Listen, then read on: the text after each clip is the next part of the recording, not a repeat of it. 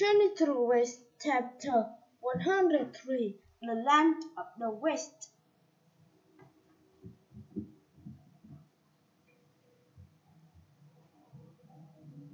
Who can return from a land of darkness?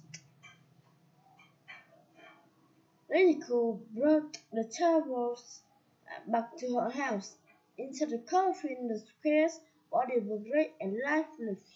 Who can lean over the coffin and recite a spell? Lady Cool gasped as color returned to her husband's face.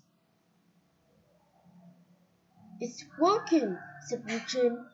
"The square is coming back to life," said the town monk. But said Lippy Spirit, "Maybe the square will thank us with a big feast." The scarecrow sat up and smiled. "Thank you, Wukong." He climbed out of the coffin and turned to his wife. Tears filled her eyes to a bump. That night, Square and Lady Cool had a feast to thank Wukong, and the next morning they let the travellers leave without any guilt. "Good luck," called Lady Cool as they depart. The Tamil and his companions travelled for many months through rain, snow, heat, and cold. They slowly continued west. One day the road went into a beautiful land. There were flowers and beautiful trees. People smiled and tables all the food. The Tamil stared amazed. What is this place? "We are in the west," said Wukong. "We are very close to the western paradise." A woman held out a basket of plums. Butters covered up a handful. "I love this place." "Look up ahead," said Eugene, pointing a row of tall buildings. "It's an alley." They rode through a large gate in the alley.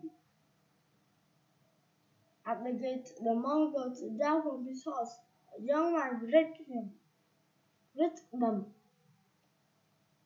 "Are you the town monk?" asked the man.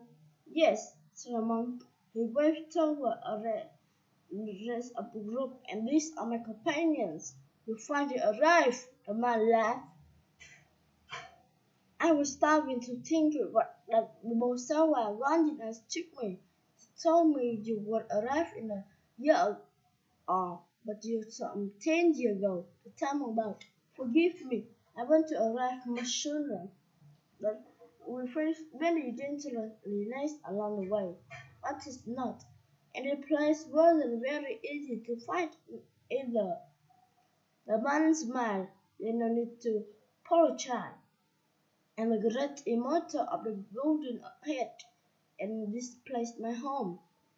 Live in the western paradise. Come inside and rest before you continue."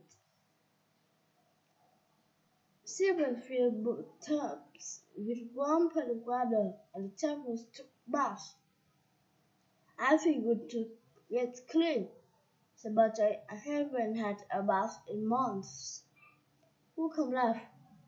"Now we won't have covered your nose when you're near." Butters not and plus water at Wukong. Monkeys laughed back. Everyone laughed. After they bathed, the temple put on the Buddha's robe wanted to give him. Then the table entered a large meal with the immortal. Seven brought trays loaded with noodles, vegetables, tofu, and steamed buns.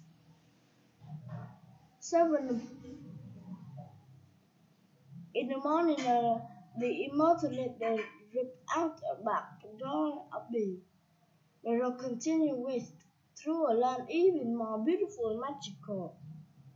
Birds sang as animals leaped playful through the flower. Flashlights popped on everything. In the distance stood a huge mountain. Its peak was behind Mount Clouds. The Tamil stood silent at the mountain. Who can put his hand on the monk's shoulder? That's a spirit mountain, Master. We are almost at the end of our journey. A smile spread across the monk's face. The temple thanked the immortal. With eager now, they hurried down the road. The steps up the spirit mountain toward the older them. Goodbye.